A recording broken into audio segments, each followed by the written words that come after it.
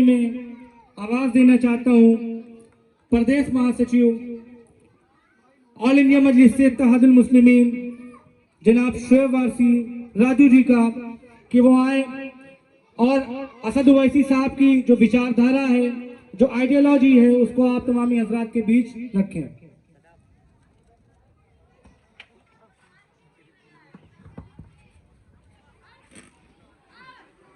बहुत बहुत शुक्रिया छोटे भाई वैस जो इस नुक्कड़ सभा का शानदार संचालन कर रहे थे। आज इस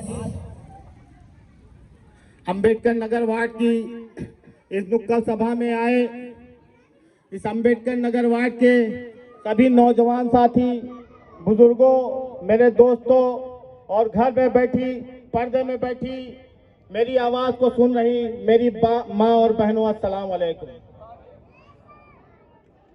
11 तारीख को जो वोट पड़ने जा रहा है, ये वोट आप सिर्फ एक पार्षद चुनने के लिए नहीं डालने जा रहे हैं, अपने वार्ड का मुस्तकबिल तय करने के लिए जा रहे हैं 5 साल के लिए, कि आपके वार्ड का मुस्तकबिल ऐसे हाथों में जाए जो 5 साल आप लोगों को किसी के घर का चक्कर न लगाना पड़े।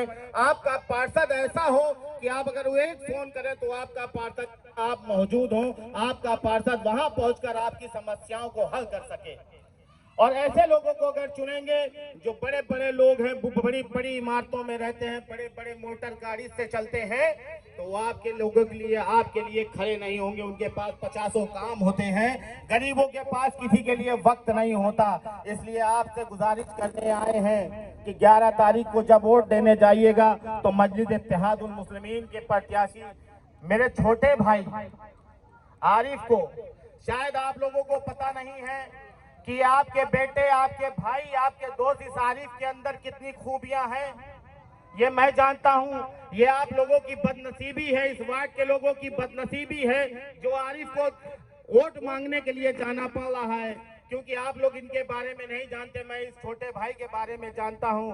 ये मेरा छोटा भाई जब भी इस जिले से निकलकर हमारे साथ कहीं भी गया, चाहे जौनपुर गया, चाहे उतरौला गया, चाहे लखनऊ गया, उत्तर प्रदेश के किसी भी कोने में ये गया है मेरा छोटा भाई, तो आपके मोहल्ले, आपके शहर का नाम रोशन करके आया है। ये आपका छोटा भाई, चाहे वो जौनपुर गया, चाहे वो बनारस गया, चाहे वो लखनऊ गया, जिस मंच पर भी आपके बेटे ने आवाज दिया है, आपके बेटे ने भाषण दिया है, उस जगह की आवाम ने, उस जगह की पब्लिक ने इसको सीने से लगाया है, गले से लगाया है।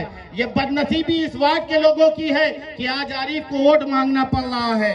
मैं आप लोगों से कहना चाहता हूं, ये आरिफ के अंदर वो खूबी है कि आप लोगों का मान सम्मान, आप लोगों की इज्जत इस तरह बढ़ाएगा कि आप लोगों ने कभी सपने में नहीं सोचा होगा कि हम लोगों ने कैसे पार्षद को बना लिया जो पूरे शहर के अंदर, पूरे प्रदेश के अंदर आपके लोगों का मान सम्मान और इज्जत बढ़ा रहा है। बहुत लोग आएंगे, हमने तो सुना है, हम ही से लोग कहते हैं मंडी के अंदर मुलाकात होती है, शहर के अंदर मुलाकात होती है कि मेरे पास तो पैसा है, मैं पैसे की दम पर सारे लोगों को खरीद लूंगा, सारे वोट को खरीद लूंगा।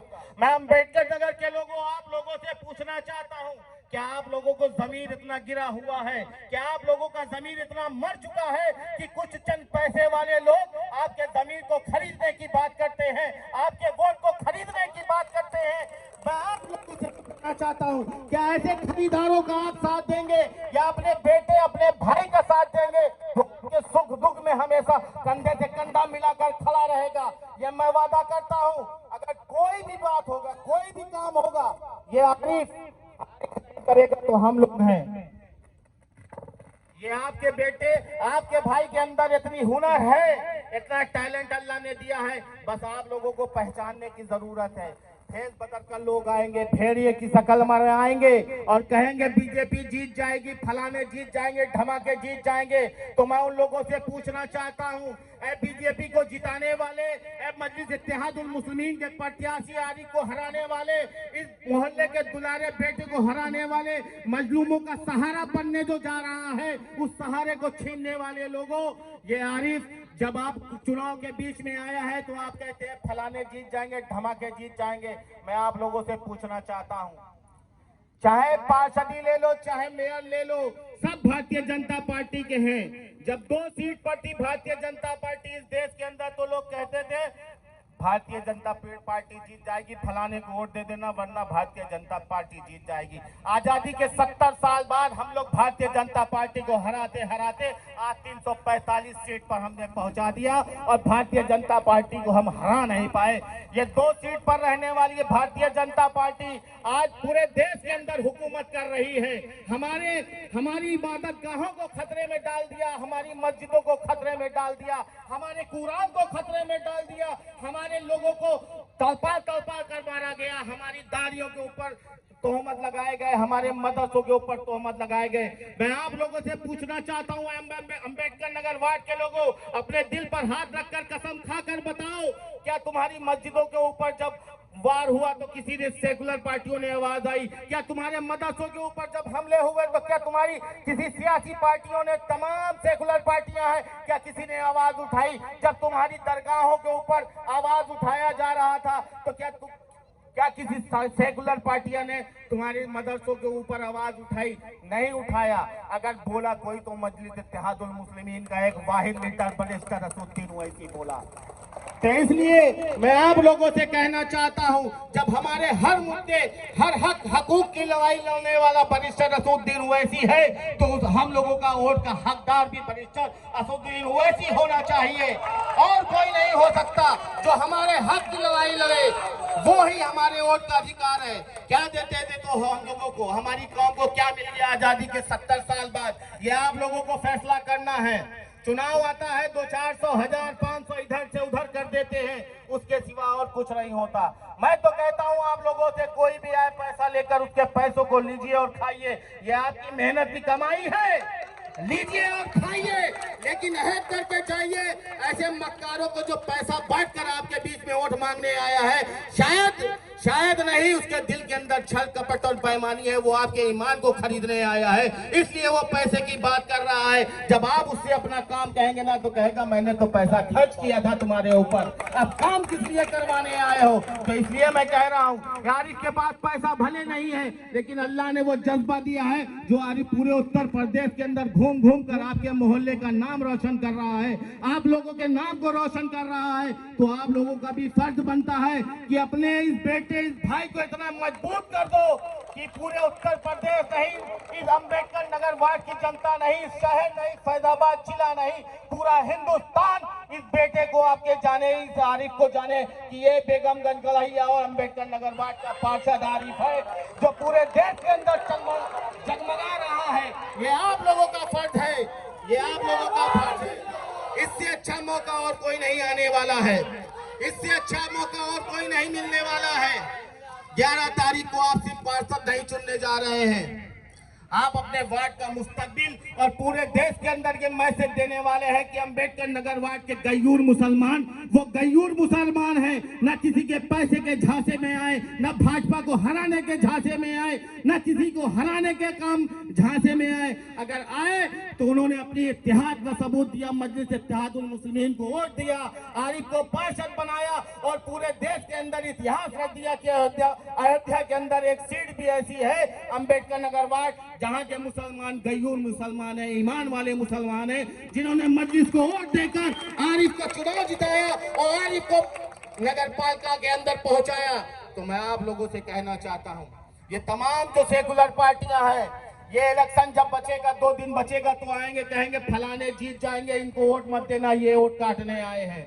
तो मैं कहना चाहता हूं आप लोगों के बीच में कि जब गुजरात के अंदर दंगा हुआ, हमारी और आपकी बहन और बेटी बिल्किस बानो, आप लोग सब लोग जानते हैं, मां के सामने बेटी का बलात्कार किया गया, बेटी के सामने मां का बलात्कार कर दिया गया। 6 महीने की बेटी को मां के सामने पत्थर के ऊपर पटक कर मार दिया गया। और उस बेटी को सलाम, उस बहन को सलाम जिसने अपनी अकेले दम पर कानूनी लड़ाई लड़ी और उन लोगों को उम्र कैद की सजा दिलवाई। लेकिन ये भारतीय जनता पार्टी की सरकार ने उन्हें उनकी सजा माफ कर दी, ये कहकर कि वो ब्राह्मण है, उनका चरित्र अच्छा होता है। लेकिन किसी ने नाम निहाद सेकुलर पार्टियों ने आवाज नहीं उठाई सिवाय बैरिस्टर असदुद्दीन ओवैसी के, सिवाय बैरिस्टर असदुद्दीन ओवैसी की आवाज नहीं उठाई। मैं आप लोगों से पूछना चाहता हूं, अम्बेडकर नगर के लोगों, क्या वो बिल्किस बानो आपकी बहन नहीं थी? क्या वो बिल्किस बानो आपकी बेटी नहीं थी? जब हमारे घर के अंदर कुछ हो जाएगा तब हम जागेंगे। कब तक हम इन तमाम सेकुलर पार्टियों की गुलामी करते रहेंगे? कब तक हम भारतीय जनता पार्टी को हराने और समाजवादी पार्टी को जिताने की बात करते रहेंगे? वो समाजवादी पार्टी जो मक्कारों बेईमानों से भरी हुई समाजवादी पार्टी है, जिन्होंने सिवाय मुसलमानों को बर्बाद करने का कोई काम नहीं किया। आप लोगों से मैं कहना चाहता हूँ, अम्बेडकर नगर के लोगों,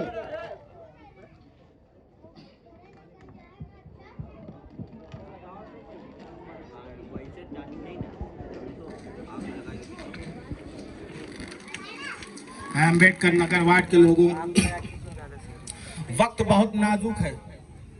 यहाँ सिर्फ पार्षद का चुनाव हराने जिताने का नहीं है, ये वक्त अपने इतिहाद का सबूत देने का है। ये वक्त अपनी इतिहाद का सबूत देने का है। ये वक्त जो चल रहा है, ये काला साया बहुत गहरा होने वाला है। इस देश के माहौल, इस देश का हाल ऐसा है कि सारी ताकतें सिर्फ हमारे ऊपर ही नजरें टकटकी लगाए हुए बैठी हैं।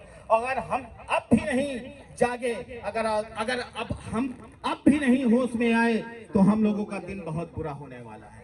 क्योंकि ये तमाम जो सेकुलर पार्टियां हैं, चाहे समाजवादी पार्टी हो, चाहे कांग्रेस पार्टी हो, चाहे बहुजन समाज पार्टी हो, इन्हें न हमारे मदरसों से मतलब है, न हमारी मस्जिदों से मतलब है, न हमारी इबादत गाहों से मतलब है, न हमारे कुरान से मतलब है, न हमारे बच्चों के मुस्तकबिल से मतलब है। इनको मतलब है तो सिर्फ अपनी गद्दी से मतलब है, इनको मतलब है तो सिर्फ अपनी कुर्सी से मतलब है। तुम मारे जाओ, तुम काटे जाओ, तुम लूटे जाओ, तुम्हें इनसे मतलब नहीं है। इनको तो सिर्फ वोट चाहिए और उसके बदले में तुमको ये कटवाते रहेंगे भारतीय जनता पार्टी का डर दिखाकर। तो मैं आप लोगों से कहना चाहता हूं, अभी बहुत लोग आएंगे समाजवादी पार्टी का चोला लेकर, तमाम जो अपने कौम के ठेकेदार और दलाल टाइप के लोग हैं, वो आएंगे, कहेंगे बीजेपी जीत जाएगी, फलाने जीत जाएंगे, समाजवादी पार्टी को वोट कर देना। तो आप लोगों के बीच में मैं कह के जा रहा हूं, अम्बेडकर नगर के लोगों, जब आए तो उनसे सवाल करना। तुम लोग बीजेपी को हराने की बात करते हो, तुम्हारे मुखिया अखिलेश यादव और मुलायम सिंह यादव की सगी बहू बीजेपी का प्रचार कर रही है लखनऊ के अंदर। जाओ पहले अपना यादव को तुम समाजवादी पार्टी के अंदर लेके आओ, तब बीजेपी को हम हराने की बात करेंगे।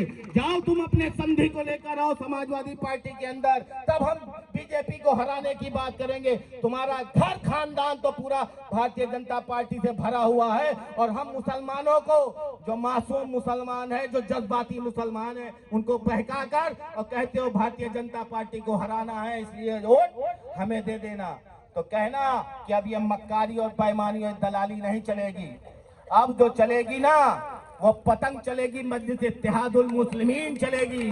और चाइना वाला मंजा है, वो पन्नी वाली पतंग है, इंशाअल्लाह ये कटेगी भी नहीं। बता देना कि दलालों और मक्कारों, सोच लो, ये जान लो कि अब अम्बेडकर नगर का मुसलमान, ये गयूर मुसलमान जाग गया है। अब तुम्हारी दलाली और मक्कारी और बेईमानी नहीं चलेगी। अब ये मुसलमान का बच्चा जिएगा तो बराबरी की बात करेगा। तुम 7% होकर 22% का वोट लेते हो और राज तुम करते हो, कुर्सी पर तुम बैठते हो और मुसलमान दरी बिछाता है। लेकिन अब ये अम्बेडकर नगर की जनता ने ठान लिया है कि अब मुसलमान का बच्चा बैठेगा तो तुम्हारे बराबर बैठेगा, और बात करेगा तो हिस्सेदारी की करेगा, तुम्हारी चापलूसी नहीं करेगा, तुम्हारी गुलामी नहीं करेगा। अब बात करेगा तो बराबरी की करेगा, वरना कोई बात नहीं होगी। ये आप लोगों को सोचना है, ये आप लोगों को करना है। मैंने तो अपनी बातें कह दी। मैं तो शहर में आया हूं, ये आरिफ मेरा छोटा भाई है। मैं जहां जहां भी ये मेरे साथ गया, वहां की आवाम ने इसे गले लगाया। अब वक्त है, ये जहां का रहने वाला है, वहां की आवाम इसको अपने गले से लगा ले। और मैं वादा करता हूं, अगर आपका कोई काम होगा, अगर आपका कोई भी काम होगा, चाहे थाने का हो, चाहे चौकी का हो, चाहे सप्लाई ऑफिस का हो, चाहे तहसील का हो, अगर कोई अधिकारी नहीं सुनेगा तो उस अधिकारी को जूता चप्पल मारने का काम भी आपका बेटा हो, आपका भाई करेगा। ये मैं आपसे वादा करके जा रहा हूं। आने वाली 11 तारीख को दोनों निशान, मेयर वाला रेहान सिद्दीकी साहब जो मजलिस इत्तेहादुल मुस्लिमीन के प्रत्याशी हैं, 11 तारीख को दोनों वोट अपना, एक आरिफ को एक रेहान भाई को देकर इस अयोध्या से पूरे देश के अंदर मैसेज पहुंचा देना है कि अयोध्या और फैजाबाद का मुसलमान जाग गया है। अब हिंदुस्तान की राजनीति का करवट बदलने वाला है। अब किसी सेकुलर पार्टियों की दलाली और मक्कारी नहीं चलने वाली है। अब मुसलमान इस देश का, इस फैजाबाद का, इस प्रदेश का अगर बात करेगा तो बराबरी की करेगा, हिस्सेदारी की करेगा, चापलूसी की नहीं करेगा।